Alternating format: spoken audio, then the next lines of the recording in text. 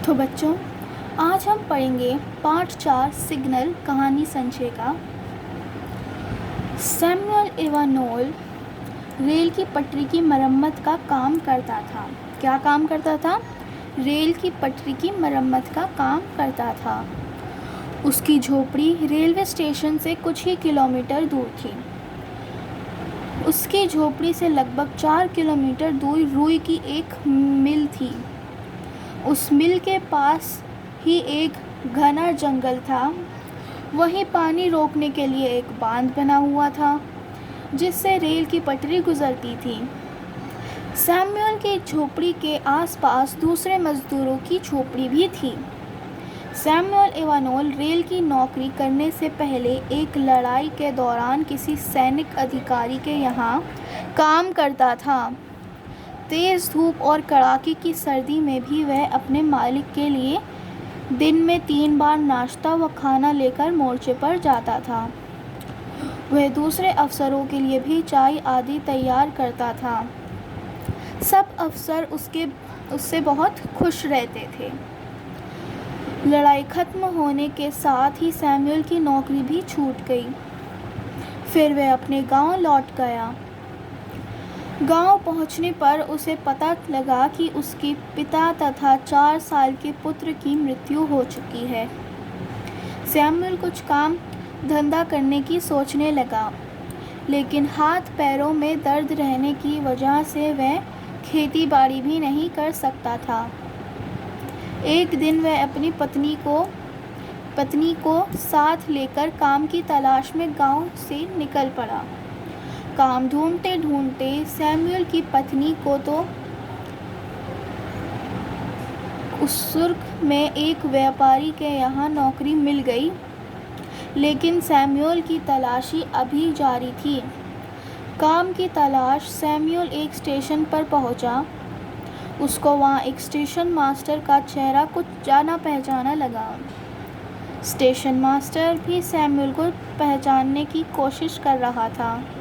ध्यान से देखने पर मस्तिष्क पर थोड़ा जोर डालने के बाद दोनों को एक दूसरे को पहचान लिया। असल में वे स्टेशन मास्टर भी उस सैनिक टुकड़ी के अफसरों में से एक था। तुम सैमुअल इवानोल हो ना? स्टेशन मास्टर ने पूछा। जी, सैमुअल बोला। तुम यहाँ कैसे आए? स्टेशन मास्टर ने उससे पूछा। सैमुअल ने उसे अपने बारे में सब कुछ बता दिया। अच्छा, अब तुम कहाँ जा रहे हो? कुछ पता नहीं, जहाँ भी नौकरी मिल जाए, सैमुअल ने जवाब दिया। स्टेशन मास्टर थोड़ी देर सोचने के बाद बोला, देखो दोस्त, तुम कुछ समय यहाँ मेरे साथ रह सकते हो। यहाँ रेल की पटरी की मरम्मत का काम करने वाले मजदूर की जगह खाली है। मैं तुम्हारी सिफारिश कर दूंगा।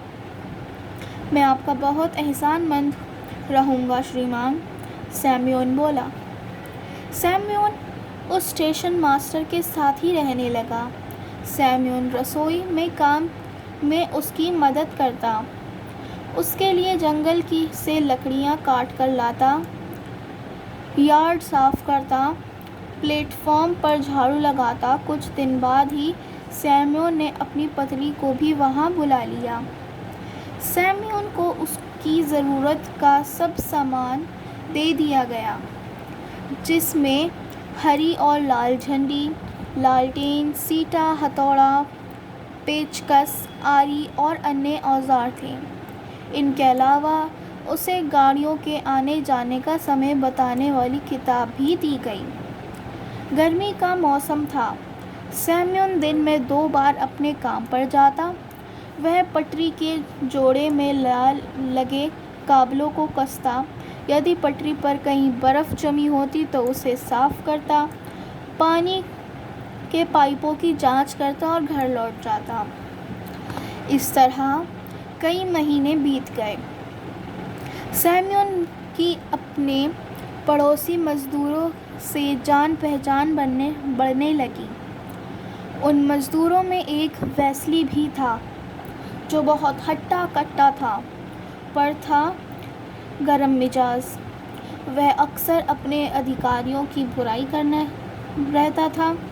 सैम्यून उसे बहुत समझाता था पर वह उसकी एक न सुनता। एक दिन वे दोनों पटरी के साथ लगे एक पाइप पर बैठे बैठे बातें कर रहे थे। तभी वेस्ली बोला, देखो सैम्यून, हम इन छोटी छोटी झोपड़ियों में जानवरों की तरह रहते हैं। ये अफसर लोग हमें सताते हैं, हमारा खून चूसते हैं और जब हम बूढ़े हो और बेकार हो जाते हैं तब हमें निकाल बाहर करते हैं। कुछ पल रुकने के बाद वेस्ली ने पूछा, सैम्यून, तुम्हारे कितने तनख्वाह मिलती है? ज़्यादा नहीं, केवल 12 रूबल। सैम्यून बोला, और मुझे 13.5 रूबल मिलती है। अब तुम ही बताओ, इतनी थोड़ी तनख्वाह में हम कैसे अपना गुजारा कर सकते हैं? पिछले वसंत के मौसम में झोपड़ी के पास मैंने कुछ सब्जियां बो दी थीं। उस पर भी 3 रूबल जुर्माना कर दिया गया था। वेस्ली बोला, पर तुम भी बहुत गरम मिजाज हो सैम्यूल। सैम्यूल बोला, नहीं, मैं गरम मिजाज नहीं हूँ, मैं तो सच बात कहता हूँ। मैं इस मामले को ऊपर तक ले जाऊँगा, वेस्ली बोला। एक दिन रेलवे का एक बड़ा अधिकारी उस लाइन का निरीक्षण करने आने वाला था। मजदूरों ने पटरी पर रोड़े बिछा दिए।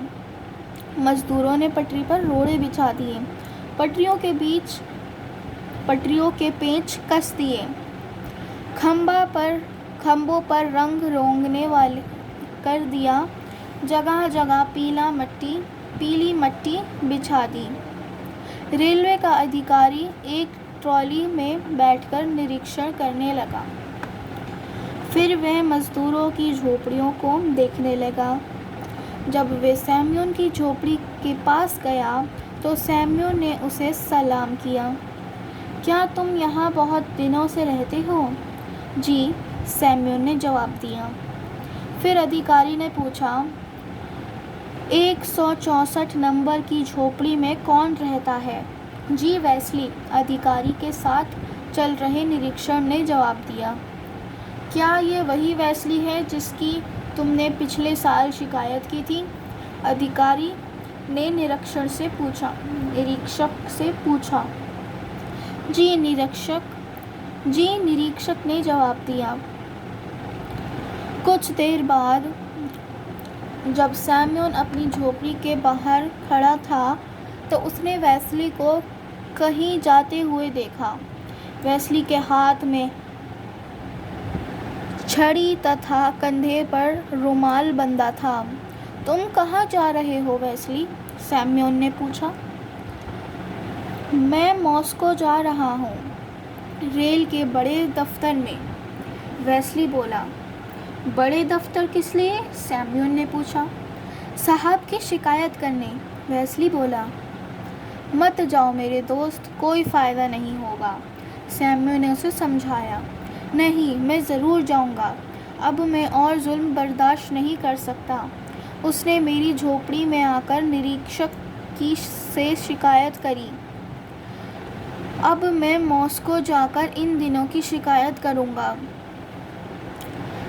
इतना कहकर वेस्ली चला गया और फिर कई दिन तक वापस नहीं आया।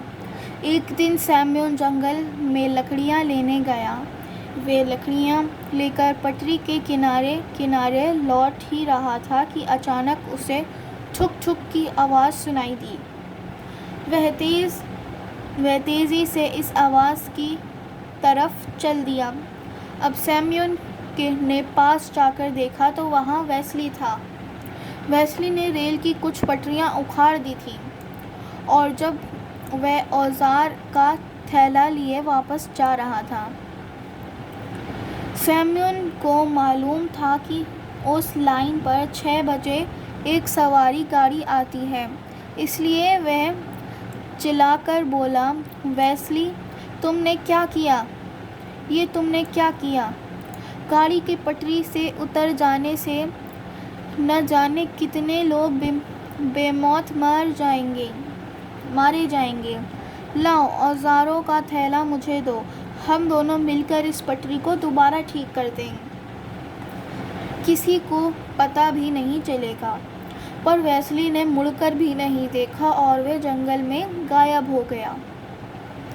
अब सैम्यूल उस उखड़ी हुई पटरी के सामने घबराया हुआ खड़ा था। उसकी समझ में नहीं आ रहा था कि क्या करे। उसके पास एक पटरी को ठीक करने के लिए औजार भी नहीं था। तभी सैम्यूल की गाड़ी की सीटी की आवाज़ सुनाई दी। गाड़ी अभी उस जगह से 600-700 फुट दूर थी जहाँ पटरी उखड़ी हुई थी। सैम्यूल के दिमाग में अचानक एक उपाय आया। उसने अपने सिर की टोपी में रखा रुमाल निकाला और चाकू से अपने हाथ की कोहनी के ऊपर हिस्से में घाव कर लिया। हाथ के ऊपरी हिस्से में घाव किया जिससे खून बहने लगा।